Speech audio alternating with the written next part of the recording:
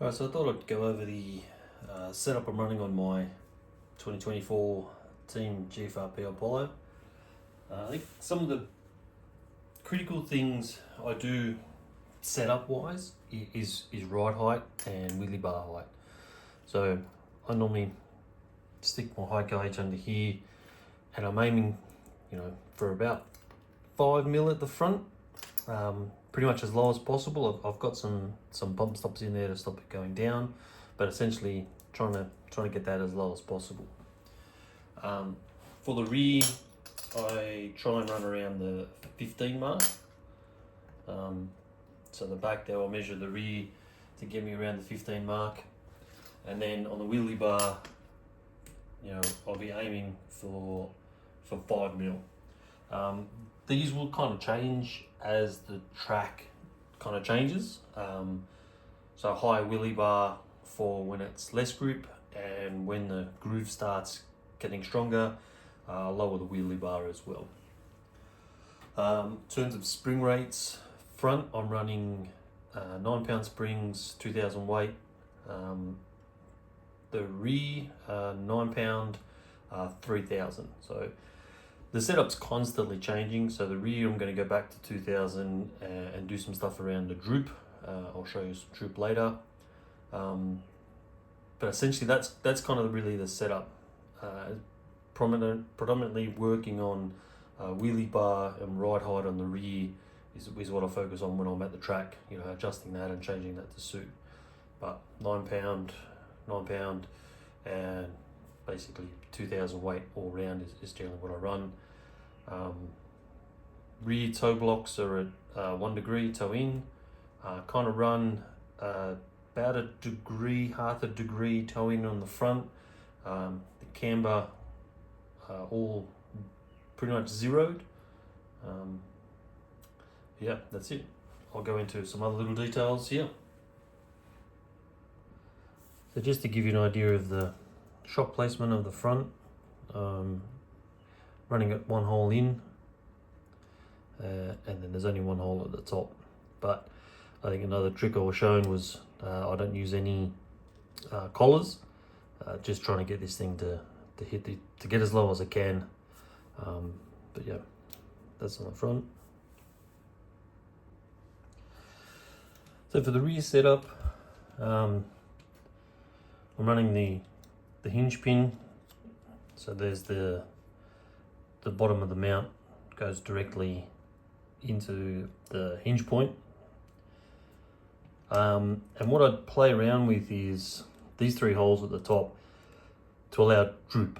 So I'll show droop a little bit later. But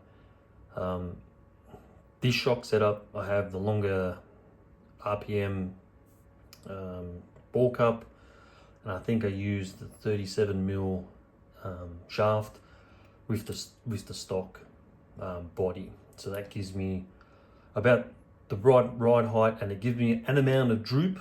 I'm still playing with the amount of droop I like. I think I want to shorten it a little bit more. So essentially what I want to do is from, if the track is kind of starting off, I want to run the lower hole, which will lower my droop, and then I change the ride height to a suit. And then as the track gets better, I raise this up, which increases the droop. Or decrease the droop, however you want to look at it. So basically it gets the car a lot more planned and a lot more rigid, and then allowing less transfer. So to give you an idea of what I mean with droop is, as this is transferring weight, it's going to hit the bar at the back, and you'll see the rear of the suspension lift up, and then the wheels will lift the ground to come off the ground. So the more droop I have, the more this is going to come up.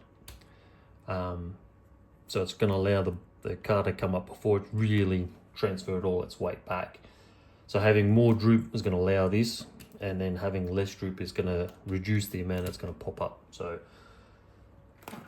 what I want to try and do is change the droop as the conditions are changing. So droop, this is pretty much what we do for setting up droop. We have a little block that we sit the car on, This is a very touring car type thing to do. And then we have basically a height gauge, but it starts at the same height as droop. So when we stick it under a point, we know how far up or down this is from the chassis plate. I don't really use it for a particular number. I use it for a reference. So when I'm setting up a shocks, what I want to do is be able to get a number to reference. I've got 2 sets of shocks that I use. So, you know, this is about 4 mil in terms of droop. And then if I lower the position of the shock, this will get lower.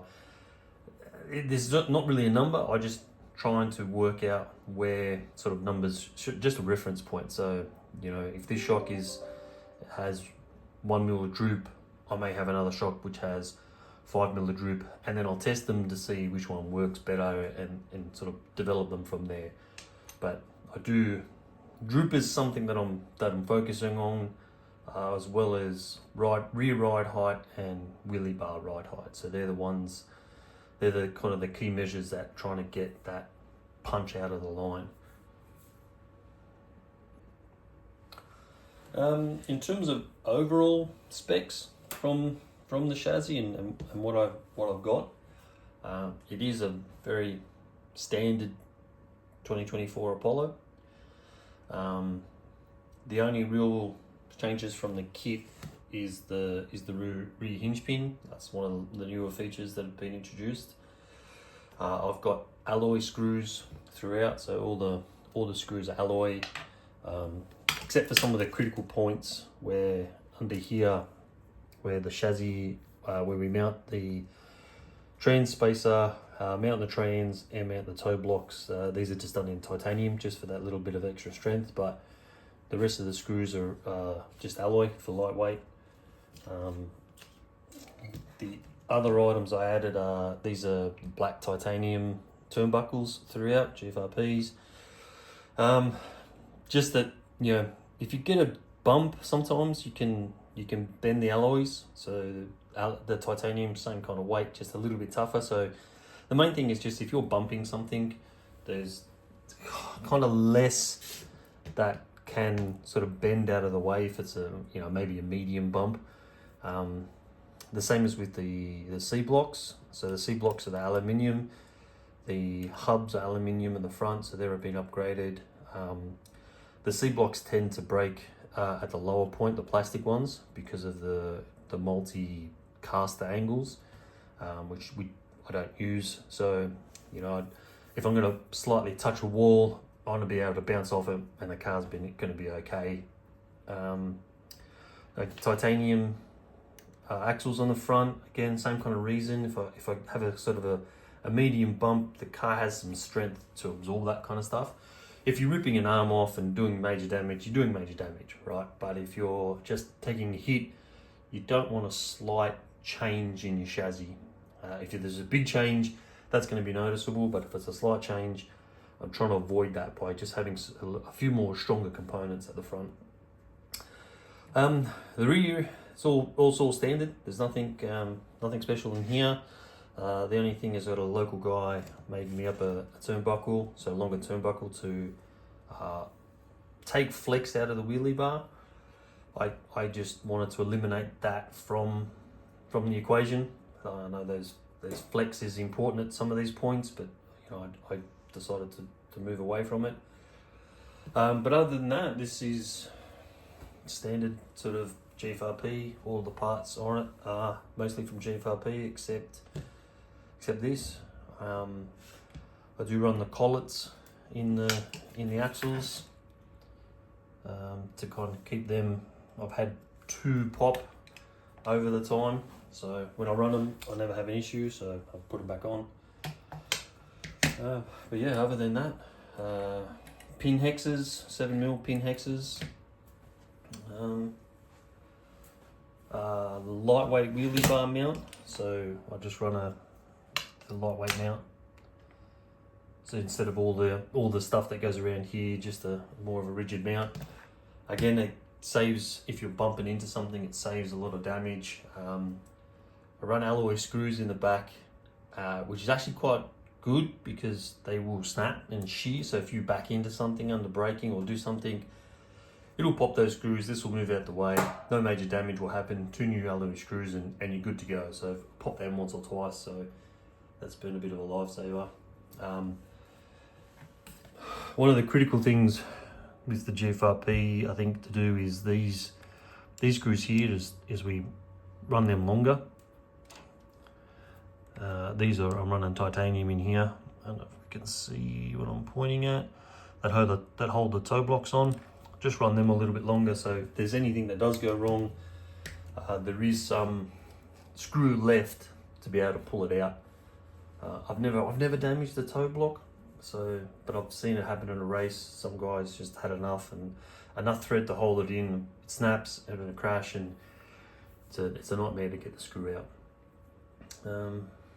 But yeah, so this is kind of my setup. You know, it's works for what I'm doing. I'm sure there's plenty of improvements, and this is what we do every day running these cars. So I may be well out of the ballpark, I may be close. This is just how I do it. But yeah, hope this helps anyone.